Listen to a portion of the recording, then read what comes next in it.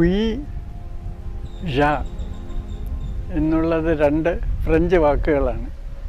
ഉയി എന്ന് പറഞ്ഞാൽ യെസ്, ജാമെ എന്ന് പറഞ്ഞാൽ നെവർ അല്ലെങ്കിൽ നോ. ജർമ്മൻ ഭാഷയിൽ ജാ എന്ന് പറഞ്ഞാൽ നോ എന്നാണ് അർത്ഥം.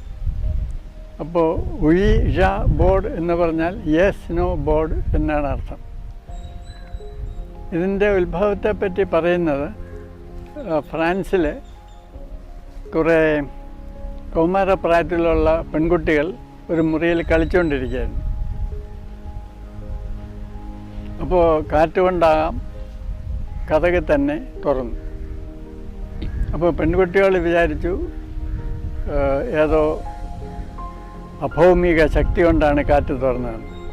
അവർ തമാശയ്ക്ക് ഡോർ ക്ലോസ് എന്ന് പറഞ്ഞു.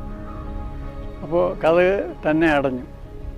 വീണ്ടും പെൺകുട്ടികളെല്ലാം കൂടെ ഡോർ ഓപ്പൺ എന്ന് പറഞ്ഞപ്പോൾ തുറന്നു, വീണ്ടും ക്ലോസ് എന്ന് പറഞ്ഞപ്പോൾ അടച്ചു. ഇങ്ങനെ കുറേ പ്രാവശ്യം ഇവർ കതകുമായിട്ട് ഇങ്ങനെ കളിച്ചു. ഇത് പെൺകുട്ടികൾക്ക് സാധാരണ കൗമാരപ്രായത്തിൽ ചിലപ്പോൾ ഒരു സൈക്കോകൈനറ്റിക് പവർ വരും. അത് കുറേ പേര് ഒരുമിച്ച് ഇങ്ങനെ കമാൻഡ് ചെയ്യുമ്പോൾ അത് ചിലപ്പോൾ വർക്ക് ചെയ്തെന്നും വരും, അതാകാം. അപ്പോൾ കുറേ ആയപ്പോൾ പെൺകുട്ടികൾക്ക് തന്നെ പേടി തോന്നി. ഇതെങ്ങനെയാണ് നമ്മൾ പറയുന്നതനുസരിച്ച് കതക് തുറക്കുകയും അടയ്ക്കുകയും ചെയ്യുന്നത്. അപ്പോൾ അവർ തീരുമാനിച്ചു ഈ മുറിയിൽ ഒരു സ്പിരിറ്റ് കാണും. ആ സ്പിരിറ്റിനോട് എങ്ങനെയാണ് സംസാരിക്കുക. അപ്പോൾ ഒരു പേപ്പർ എടുത്ത് വെച്ച് അതിൽ ഉയി എന്നും ഷാ എന്നും എഴുതി. എന്നിട്ടൊരു കോയിൻ എടുത്ത് പേപ്പറിൻ്റെ മുകളിൽ വെച്ചു. രണ്ട് പെൺകുട്ടികൾ ആ കോയിനിൽ കൈവച്ചു. അപ്പോൾ നിങ്ങൾ ഈ റൂമിലൊരു സ്പിരിറ്റ് ഉണ്ടോ എന്ന് ചോദിച്ചു. അപ്പോൾ കോയിൻ തന്നെ വിരൽ വെച്ചിരിക്കുകയാണ്, മൂവ് ചെയ്ത് ഉയി എന്ന വാക്കിലേക്ക് പോയി. അപ്പോൾ ഈ മുറിയിൽ ഒരു സ്പിരിറ്റ് ഉണ്ട് എന്നിവർ തീരുമാനിച്ചു. നിങ്ങൾ ആണാണോ എന്ന് ചോദിക്കുന്നു. അപ്പോൾ കോയിൻ വീണ്ടും മൂവ് ചെയ്ത് യെസ് എന്ന് കാണിക്കുന്നു. അപ്പോൾ ഇത് ആണാണെന്ന് മനസ്സിലായി. ഇനി ഇയാളുടെ പേരെങ്ങനെ അറിയും. അപ്പോൾ ഇവർ എല്ലാ അക്ഷരങ്ങളും എഴുതി, എ മുതൽ ഇസഡ് വരെ.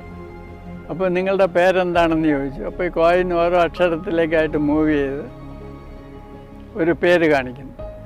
അപ്പോൾ ഇങ്ങനെയാണ് ഉയിഷ ബോർഡിൻ്റെ തുടക്കം. ഇതിനു മുമ്പും പല രാജ്യങ്ങളിലും ഇതുപോലെയുള്ള സംഭവങ്ങൾ ഉണ്ടായിട്ടുണ്ട്. പിന്നെ ആധുനിക കാലത്ത് ആദ്യം ഒരാൾ ഇത് പേറ്റൻ്റ് എടുത്തത് ഇംഗ്ലണ്ടിലാണ്. അതിനുശേഷം കുറേ വർഷം കഴിഞ്ഞ് അമേരിക്കയിൽ ഒരാൾ ഇതിന് പേറ്റൻ്റ് എടുത്തു. അപ്പോൾ പേറ്റൻ്റ് എടുക്കുമ്പോൾ എൻ്റെ കണ്ടുപിടുത്തമാണെന്ന് പറഞ്ഞെങ്കിലേ പേറ്റൻ്റ് കിട്ടുള്ളൂ. അപ്പോൾ എലിജ ബോണ്ട് എന്ന് പറയുന്ന അമേരിക്കയിലെ ഒരാൾ ഇതെൻ്റെ കണ്ടുപിടുത്തമാണ് എന്ന് പറഞ്ഞിട്ട് പേറ്റൻ്റ് എടുത്തു. അപ്പോൾ ഉയിജ ബോർഡ് എന്നുള്ള പേരെങ്ങനെ കിട്ടിയെന്ന് അയാളോട് ചോദിച്ചപ്പോൾ ഈ ബോർഡിൽ കൂടെ തന്നെ കിട്ടിയതാണ്, ഇതിൻ്റെ അർത്ഥം ഗുഡ് ലക്ക് ആണെന്ന് ഇയാൾ പറഞ്ഞു, എലിജ ബോണ്ട്. അത് വെറുതെയാണ്. ഇംഗ്ലണ്ടിൽ ഇതിന് മുമ്പ് പേറ്റൻ്റ് എടുത്ത ആളും ഉയിജ ബോർഡെന്ന് തന്നെ എന്നുള്ള പേരിലാണ് പേറ്റൻ്റ് എടുത്തത്. അപ്പോൾ ഇത് ഫ്രാൻസിൽ തുടങ്ങി യൂറോപ്പിലെല്ലാം പടർന്ന് പിന്നെയാണ് ഇംഗ്ലണ്ടിലും അമേരിക്കയിലേക്കുമൊക്കെ ഇത് പോയത്. എലിജ ബോണ്ടാണ് ഇത് വളരെ പോപ്പുലറൈസ് ചെയ്തത്. അപ്പോൾ എലിജ ബോണ്ടിൻ്റെ പേരിലാണ് ഇത് അറിയപ്പെടുന്നത്. അതുകൊണ്ട് പല പുസ്തകങ്ങളിലും എലിജ ബോണ്ട് കണ്ടുപിടിച്ച ഒരു ഡിവൈസാണ് ഉയിജ ബോർഡെന്നും എഴുതി വച്ചിട്ടുണ്ട്. പിന്നെ ഇതുകൊണ്ട് ഒരുപാട് പേർക്ക് കുഴപ്പങ്ങൾ സംഭവിച്ചിട്ടുണ്ട്. പ്രധാനപ്പെട്ട ഒരു കുഴപ്പം എന്താണെന്ന് പറഞ്ഞാൽ ഇതിൽ അഡിക്റ്റ് ആവും. പിന്നെ ചിലർ ഭയങ്കരമായിട്ട് പേടിക്കും. ഇവിടെ ഒരു മലയാളത്തിലെ ഒരു സിനിമയിൽ ഈ ഉയിജ ബോർഡ് കാണിച്ചു. അതിനുശേഷം പല ദിവസം അർദ്ധരാത്രിയിലൊക്കെ എനിക്ക് കോൾ വരും. മിക്കവാറും ഏതെങ്കിലും വിമൻസ് ഹോസ്റ്റലിലെ വാർഡനായിരിക്കും വിളിക്കുന്നത്. ഇവിടെ കുറേ പെൺകുട്ടികൾ ഉയിജ ബോർഡ് കളിച്ചു. അവസാനം ഒരു കാറ്റടിച്ചപ്പോൾ എല്ലാവരും കൂടെ കൂട്ടം നിലവിളിയാണ്, എന്ത് ചെയ്യണം. അപ്പോൾ ഈ പേടിച്ച് സമനില തെറ്റിയവരും ഉണ്ട്. പിന്നെ ഈ സമനില തെറ്റാത്തവർക്കും കുഴപ്പങ്ങൾ വരാറുണ്ട്. ഈ ആൽക്കഹോളിക്സ് ആയവരുണ്ട് ഉയിജ ബോർഡ് വഴി.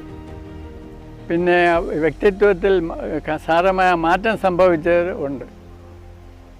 അപ്പോൾ ഇതിൻ്റെ കാരണം എന്താണെന്ന് ചോദിച്ചാൽ നമ്മൾ ചിലപ്പോൾ ഈ ഊജ ബോർഡ് വഴി മരിച്ചുപോയ ആരുടെയെങ്കിലും മെമ്മറി ആക്സസ് ചെയ്തെന്ന് വരാം.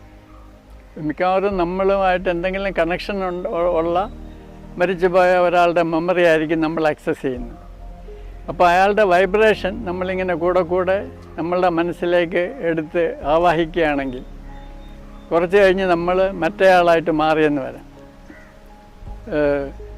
സ്വതവേ ബീഫ് കഴിക്കാത്ത ഒരാൾ ബീഫ് ഉണ്ടെങ്കിലേ ചോറ് ഇറങ്ങുകയുള്ളൂ എന്നൊരു കണ്ടീഷനിലായ ഒരു കേസ് എനിക്ക് ഓർമ്മ വരികയാണ്. അത് ഇതുപോലെ വേറെ പല കുഴപ്പങ്ങളിലും പോയി വീണ ആളുകൾ എൻ്റെ അടുത്ത് വന്നിട്ടുണ്ട്. അതുകൊണ്ട് ഈ ഊജ ബോർഡെന്ന് പറയുന്നത് ഒരു പാസ് ടൈം അല്ല, വിനോദത്തിനുള്ള ഒരു ഉപകരണമല്ല. ഇത് സൂക്ഷിച്ച് കൈകാര്യം ചെയ്യേണ്ട ഒന്നാണെന്നാണ് എൻ്റെ അഭിപ്രായം. അതുകൊണ്ട് ഇതിനിങ്ങനെ ഒരുപാട് പോപ്പുലാരിറ്റി കിട്ടുന്നത് നല്ലതല്ല. അതുകൊണ്ട് ഞാൻ ആരെയും ഇത് പഠിപ്പിക്കാറില്ല. ഇത് പഠിച്ചിട്ട് കുഴപ്പമായ പലരും എൻ്റെ അടുത്ത് വരാറുണ്ട്. അത് ഒരു മലയാളം സിനിമയിൽ തുടങ്ങി ഇപ്പോൾ അത് വ്യാപകമായിട്ട് പലരും ഇത് കൈകാര്യം ചെയ്യുന്നുണ്ട്. ചിലരിത് പഠിപ്പിക്കുന്നുണ്ട്. ഇതിന് വലിയ ട്രെയിനിങ് ഒന്നും ആവശ്യമുണ്ടെന്ന് എനിക്ക് തോന്നുന്നില്ല. ഞാൻ പറഞ്ഞതുപോലെ വളരെ നിസ്സാരമായിട്ട് ആർക്കും ചെയ്യാവുന്ന ഒരു സംഗതിയാണ്. പക്ഷേ ഇതിൽ പരിപൂർണമായിട്ട് വിശ്വസിക്കുകയും ഇതിൽ കൂടെ ഇങ്ങനെ രഹസ്യങ്ങൾ അറിയാം എന്ന് വിചാരിക്കുകയും ചെയ്ത് ഇതിൽ അഡിക്റ്റ് ആകുന്ന ആളുകളുണ്ട്. ഒരു സ്ത്രീ അവരുടെ ഭർത്താവ് മരിച്ചുപോയി. അവർ എൻ്റെ അടുത്ത് വന്ന് പറഞ്ഞ് ഭർത്താവിനോട് സംസാരിക്കണം, എനിക്കൊരു ഊജ ബോർഡ് തരണം. ഒരുപാട് നിർബന്ധിച്ചപ്പോൾ ഞാനൊരു ഊജ ബോർഡ് അവർക്ക് കൊടുത്തു. അത് കഴിഞ്ഞപ്പോൾ അവരുടെ സണ്ണിൻല എന്നോട് വന്ന് പറഞ്ഞു, അമ്മാമ്മ ഇങ്ങനെ രാത്രി മുഴുവൻ ഇത് വെച്ചുകൊണ്ടിരിക്കുകയാണ്, എങ്ങനെയെങ്കിലും ഇതിൽ നിന്നൊന്ന് മാറ്റണം. അപ്പം ഞാൻ ചെന്ന് സ്ത്രീയോട് പറഞ്ഞു, ഇത് കത്തോലിക്ക സഭ വിലക്കിയിട്ടുള്ളതാണ്, അതുകൊണ്ട് അമ്മ ഇത് ഇങ്ങനെ രാത്രി മുഴുവനും ചെയ്യുന്നത് ശരിയല്ല. അപ്പോൾ അവർ പറഞ്ഞത്, ഞാൻ എൻ്റെ ഭർത്താവിനോട് സംസാരിക്കുകയാണ്, ഇതിൽ ചർച്ചിനെന്ത് കാര്യം? അപ്പോൾ ഞാൻ പറഞ്ഞു, ഇത് ഭർത്താവാണെന്നുള്ളതിന് എന്താണ് ഉറപ്പ്? വേറെ ആരെങ്കിലും ആയിക്കൂടെ, നിങ്ങൾ ഭർത്താവിനെ കാണുന്നുണ്ടോ? അപ്പോൾ അവർ പറഞ്ഞത്, ഭർത്താവിൻ്റെ പ്രസൻസ് എനിക്ക് ഫീൽ ചെയ്യാം, അത് ഭർത്താവാണെന്ന് വേറെ ആരെയും സമ്മതിപ്പിക്കേണ്ട ആവശ്യം എനിക്കില്ല. അപ്പോൾ ഞാൻ എന്തൊക്കെ പറഞ്ഞിട്ടും ഇവരെ ഊജ ബോർഡ് തിരിച്ച് തരികയുമില്ല, ഇത് നിർത്തുകയില്ല. അവസാനം അവർ പള്ളിയിൽ പോയി അച്ഛനോട് പറഞ്ഞു. അച്ഛൻ വന്ന് സ്ട്രിക്റ്റായിട്ട് വിലക്കിയപ്പോൾ അവർ ഇത് നിർത്തി, ഊജ ബോർഡ് എനിക്ക് തിരിച്ചു തരികയും ചെയ്തു. അപ്പോൾ ഇത് കൊണ്ട് പല കുഴപ്പങ്ങളും സംഭവിക്കാം എന്നാണ് എൻ്റെ അനുഭവത്തിൽ നിന്ന് എനിക്ക് മനസ്സിലായിട്ടുള്ളത്. പിന്നെ ഇത് എങ്ങനെയാണ് ഇത് വർക്ക് ചെയ്യുന്നതെന്ന് പലരും ചോദിക്കാറുണ്ട്. ഈ ഓട്ടോമാറ്റിക് മൂവ്മെൻറ്റ് എന്നൊരു സംഗതിയുണ്ട്. അതായത് നമ്മൾ ശരീരം ഒരേ പൊസിഷനിൽ വെച്ചുകൊണ്ടിരിക്കുകയാണെങ്കിൽ തന്നെത്താനെ അത് മൂവ് ചെയ്യാനൊരു ടെൻഡൻസി ഉണ്ടാകും. അതുപോലെ തന്നെ ഒരേ ആക്ഷൻ വീണ്ടും വീണ്ടും ചെയ്താൽ പിന്നെ അത് ചെയ്യാൻ ഒക്കാത്ത ഒരു കണ്ടീഷൻ വരും. ഇത് ശരീരത്തിന് വിശ്രമം ആവശ്യമാണ്, അതുപോലെ തന്നെ ഒരേ പൊസിഷനിൽ ഇരുന്നാൽ മൂവ്മെൻറ്റും ആവശ്യമാണ്. ഇതുകൊണ്ടാണ് ഓട്ടോമാറ്റിക് മൂവ്മെൻറ്റ് സംഭവിക്കുന്നത്. ഈ ഓട്ടോമാറ്റിക് മൂവ്മെൻറ്റിൽ കൂടെ ചിലപ്പോൾ ESP വർക്ക് ചെയ്യാം. കാരണം നമ്മുടെ ക്രിട്ടിക്കൽ മൈൻഡാണ് ഈ ESPക്ക് തടസ്സമായിട്ട് നിൽക്കുന്നത്. അപ്പോൾ നമ്മൾ ക്രിട്ടിക്കൽ മൈൻഡിനെ ഇനോപ്പറേറ്റീവ് ആക്കിയിട്ട് ഇരിക്കുകയാണെങ്കിൽ ESP ചിലപ്പോൾ വർക്ക് ചെയ്യാം. ഇതെല്ലാവർക്കും വർക്ക് ചെയ്യണമെന്നില്ല, ചുരുക്കം ചിലർക്ക് ഇത് വർക്ക് ചെയ്യുള്ളൂ.